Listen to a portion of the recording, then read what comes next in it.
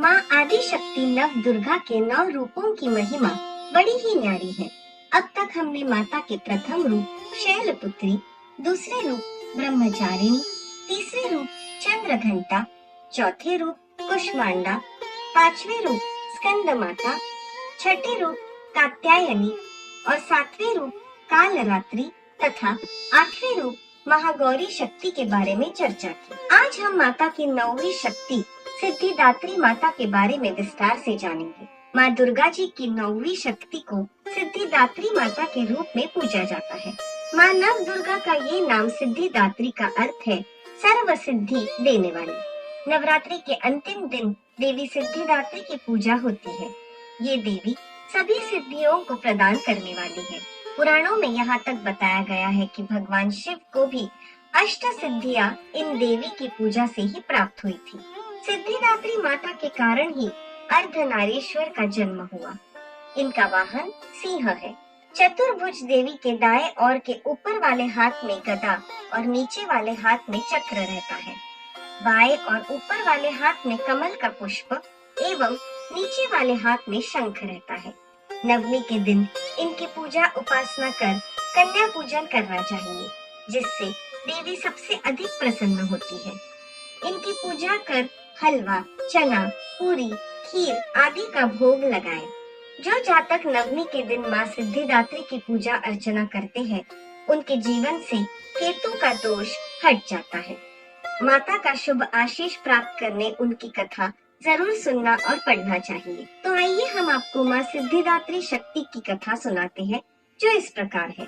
पुराणों के अनुसार भगवान शिव ने माँ सिद्धिदात्री की पूजा करके सभी प्रकार की सिद्धियों को प्राप्त किया था।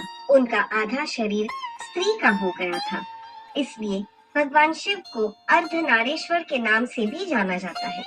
एक समय पे जब सृष्टि में अंधकार छा गया था, तब एक दिव्य शक्ति ने जन्म लिया, जो महाशक्ति के अलावा कोई नहीं थी।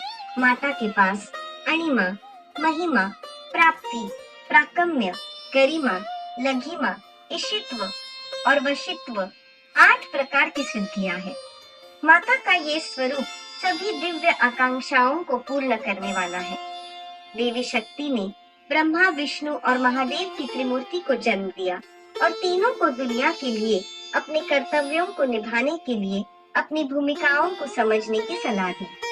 उनके कहे अनुसार त्रिदेव एक महासागर के किनारे बैठ गए और कई वर्षों तक तपस्या की। तब माँ देवी ने सिद्धिदात्री के रूप में उन्हें दर्शन दिए और तीनों को अपनी शक्तियों को रूप में पत्नियां दी, ताकि वो उनकी मदद से सृष्टि की रचना का कारोबार संभाल सके। और धीरे धीरे सृष्टि में सब कुछ निर्माण हुआ। इस तरह माँ सिद्धिदात्री की कृपा से सृष्टि की रचना, पालन, संहार का कार्य संचालित हुआ।